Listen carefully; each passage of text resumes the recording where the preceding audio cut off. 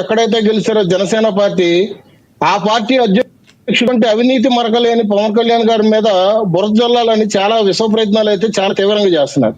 దానిలో భాగంగానే కొంతమంది బి టీం పార్టీలు అంటే అర్థం చేసుకోండి, గత ఎన్నికల్లో పోటీ చేసినటువంటి కొంతమంది ఇవాళ రోజున అదే వైసీపీకి తొత్తులుగా ఉన్నటువంటి కొంతమంది వ్యక్తులు చేస్తున్నటువంటి విష ప్రచారం ఏ విధంగా ఉందంటే, దీన్ని మొత్తం అంతా జగన్మోహన్ రెడ్డి చేపిస్తున్నాడు అనే విషయం అందరికీ అర్థమైపోతుంది.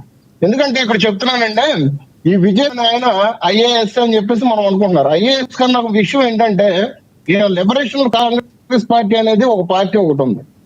అదే ఇంకో వ్యక్తి కూడా మంగళగిరి సాక్షిగా ఇంకొక నల్లకోటేసుకుని ఇంకో మనిషి కూడా వస్తున్నాడు. ఆ మనిషి కూడా ఏం చేస్తున్నాడంటే జేపీఎం పార్టీ పెట్టుకో మనిషి కూడా ప్రెస్ మీట్లు పెట్టి వస్తున్నాడు. సో వీళ్ళ పార్టీలో వీళ్ళకి 151 నుంచి 11కి దించిన తర్వాత ప్రజలు మనం నమ్మట్లేదు. అందుకనే కొంతమంది బీటీంని మనం పెట్టుకొని మనం విష ప్రచారం చేపిద్దామన్న ఉద్దేశం మీద ఇవాళ రోజున కూటమి మీద ఉన్న నాయకుల మీద కానీ, ఎవరిని మీరు అనేది జడ శ్రవణ్ కుమార్ అనేది పరోక్షంగా సార్ పేర్లు ఎందుకు నేను చెప్తున్నా కదా సార్, అంటే మళ్ళీ బయటకు వస్తాయి కదా. సో ఇట్లాంటి వ్యక్తులు కూడా ఏ విధంగా మాట్లాడుతున్నారంటే పూర్తిగా విష ప్రచారం. సో ఇక్కడ ఇంకో విషయం చెప్తున్నాం, జగన్మోహన్ రెడ్డి అండ్ ఆ టీం గాని, జగన్మోహన్ రెడ్డికి సంబంధించిన బీటీం పార్టీ ఇవాళ రోజున హరిహర వీరమల్లు విషయంలో ఇన్ని మాటలు మాట్లాడుతున్నారు కదా. మరి వాళ్ళు అధికారంలో ఉన్నప్పుడు టికెట్ల రేట్లు 10 రూపాయల నుంచి 15 రూపాయలకి భీమలా నాయకు తగ్గించిన రోజులు మర్చిపోయారా? వాళ్ళు తీసిన రామ్ గోపాల్ వర్మని పక్కన కూర్చోబెట్టుకొని ప్రజాధనాన్ని యాత్ర 2 అని చెప్పేసి కమ్మరాజ్యంలో కడపరెడ్డిలోని సినిమాలు తీసినప్పుడు స్క్రిప్టులు రాసిపించుకుని వాళ్ళ రోజున మీరు ఒకసారి వెనక్కి వెళ్ళి ఒకసారి చూసుకోండి. దీన్నంతా జరిగింది మొత్తం అంతా వైఎస్ఆర్సీపీ నాయకులే. వాళ్ళ రోజున ఆ తప్పులు చేశారు కాబట్టి వాళ్ళ రోజున దాసరి కిరణ్ అనే వ్యక్తి కూడా మొన్న హైదరాబాద్ లో అరెస్ట్ చేసి వాళ్ళ విజయవాడ తీసుకొచ్చారు. ఇవాళ ఎవడబ్బా సొమ్మని ఎవడమ్మా అమ్మగుడు సొమ్మని సార్, ఇవాళ రోజున ఎవడు సొమ్మని చెప్పేసి మాట్లాడుతున్నారు సార్. పవన్ కళ్యాణ్ గారి మీద ఏ విధంగా విష ప్రచారం చేస్తారు సార్?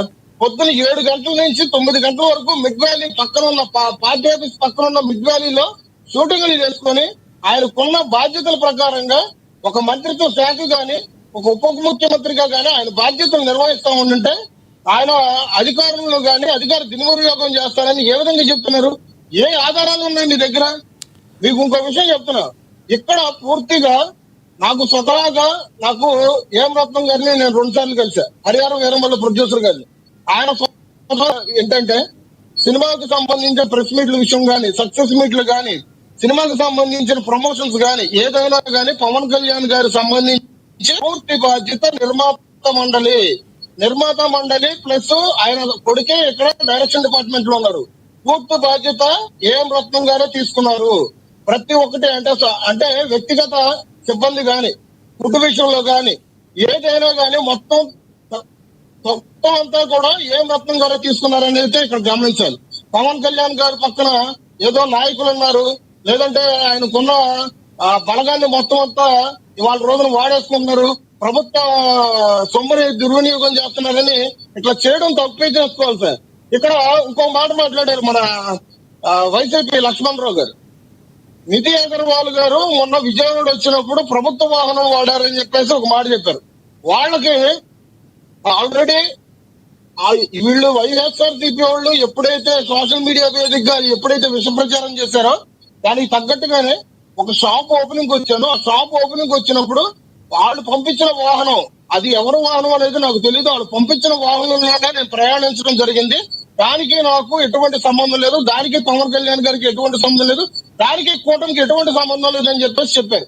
ఈ విషయాలు పూర్తిగా తెలుసుకొని మాట్లాడాలి. ఏదో ఇప్పుడు డిబేట్ లోకి వచ్చాము, ఒక వృద్ధుడు రుద్దేద్దాం అని చెప్పేసి ఇష్టానుసారంగా మాట్లాడితే మాత్రం ఇక్కడ ఎవరు ఇలే వ్యక్తులైతే ఎవరో కాదు.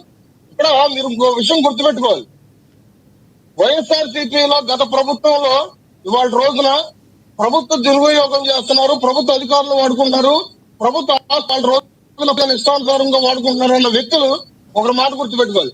ఆ రోజు యాత్ర సినిమా చేద్దాం అనుకున్నప్పుడు ప్రజా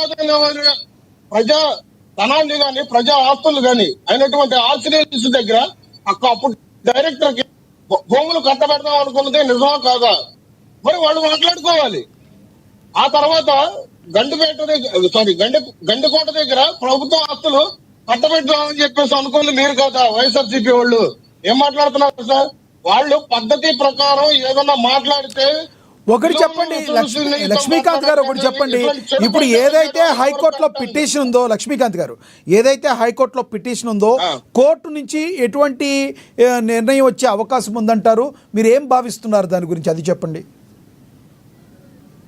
మీ దగ్గర ఉన్న ఆధారాలు ఏంటి? మీ దగ్గర ఉన్న ఆధారాలు ఏంటి? మీకు ఆపోజిట్ గా మాట్లాడేవాళ్ళు ఎటువంటి ఆధారాలు చూపిస్తున్నారు? సార్ వాళ్ళు ఎటువంటి విచారణ పెట్టుకున్నా గానీ మేమైతే సపోర్ట్ చేస్తాం. మా దగ్గర పూర్తి ఆధారాలు ఉన్నాయి. ఎందుకంటే పవన్ కళ్యాణ్ గారు ఇవాళ రోజున ఏ ప్రభుత్వ ఆస్తిని కూడా దుర్వినియోగం చేయట్లా. ఎందుకంటే ఆయనకు వచ్చే జీతాన్ని కూడా ఇవాళ రోజున పిఠాపురంలో 42 పిల్లల్ని చదివిస్తున్నారని చెప్పేసి ఒక మాట గుర్తుపెట్టుకోండి. ఆయనకి ఇవాళ రోజున హరిహర వీరమల్లు సినిమాకి సంబంధించిన వచ్చిన డబ్బులు కూడా మొన్న కాశ్మీర్ లో దాడుల్లో చనిపోయిన మా కార్యకర్త కుటుంబానికి, అట్లాగే మురళీ నాయక్ అని చెప్పేసి ఒక ఆర్మీ జవాన్ చనిపోతే ఆయన కుటుంబానికి, ఇట్లాంటి వాళ్ళకి ఆయన ఒక కుడి చేతి నుంచి సహాయం చేస్తే ఎడం చేతికి తెలియనట్టుగా ఆయన సహాయాలు చేసుకుంటూ ముందుకెళ్తా ఉంటే ఎందుకు సార్ ఇట్లాంటి విష ప్రచారాలు చేస్తారు? ఎందుకు చెప్తూ కూడా కూడికి ఎప్పుడు కూడా వాళ్ళు సాయం చేయని వ్యక్తులు కూడా వాళ్ళు మాట్లాడుతూ ఉండంటే మేము ఎక్కడుంటాం సార్? వాళ్ళు ఏ రోజు పాపానైనా కానీ 10 రూపాయలు సాయం చేశారా? 10 మందికి అన్నం పెట్టారా? 10 మందికి ఏమన్నా సహాయ సహకారాలు ఎందుకు ఇచ్చారా? ఎందుకు మాట్లాడతారు సార్? ఇట్లాంటి విష ప్రచారాలు మానుకోవాలి. మానుకుంటేనే వాళ్ళు కొంచెం వాళ్ళ దుర్బుద్ధి మానుకోకపోతే ఎప్పటికైనా కానీ వాళ్ళు ఇంతకంత దిగజారిపోయే పరిస్థితిలో ఉంటాయి. మరి చెప్తున్నాం. రైట్, మరి కాసేపట్లో వస్తాం. మనతోటి అనలిస్ట్ పవన్ కృష్ణమూర్తి గారు జాయిన్ అయ్యారు, ఆయనతో మాట్లాడదాం. పవన్ కృష్ణమూర్తి గారు నమస్తే సార్. నమస్తే లక్ష్మీనాథ్ గారు. మాజీ ఐఏఎస్ అధికారి. ఎస్ సార్, నమస్తే సార్, వినపడుతుంది సార్. మాజీ ఐఏఎస్ విజయ్ కుమార్ ఎవరైతే ఉన్నారో పవన్ కళ్యాణ్ మీద హైకోర్టులో కేసు వేశారు.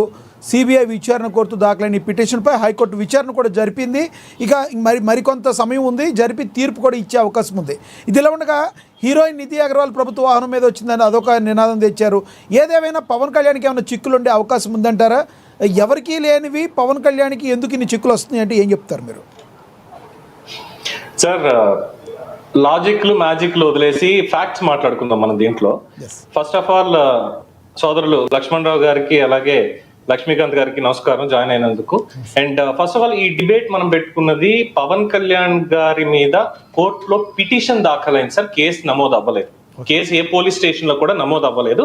ఐఏఎస్ ఆఫీసర్ విజయ్ కుమార్ గారు కోర్టుకు వెళ్ళి ఇది ఆయన అధికార దుర్వినియోగం జరుగుతోంది అని చెప్పంటే కాజ్ లిస్ట్ ఇందులో స్వతంత్ర దర్యాప్తు సంస్థల చేత మీరు విచారణ జరిపించాలి అని చెప్పని అన్నారు. సినిమాల్లో నటిస్తున్నారు కాబట్టి పరస్పర విరుద్ధ ప్రయోజనాలు అనేవి ఉంటాయి, ప్రజాధనాన్ని దుర్వినియోగం చేస్తున్నారు అన్న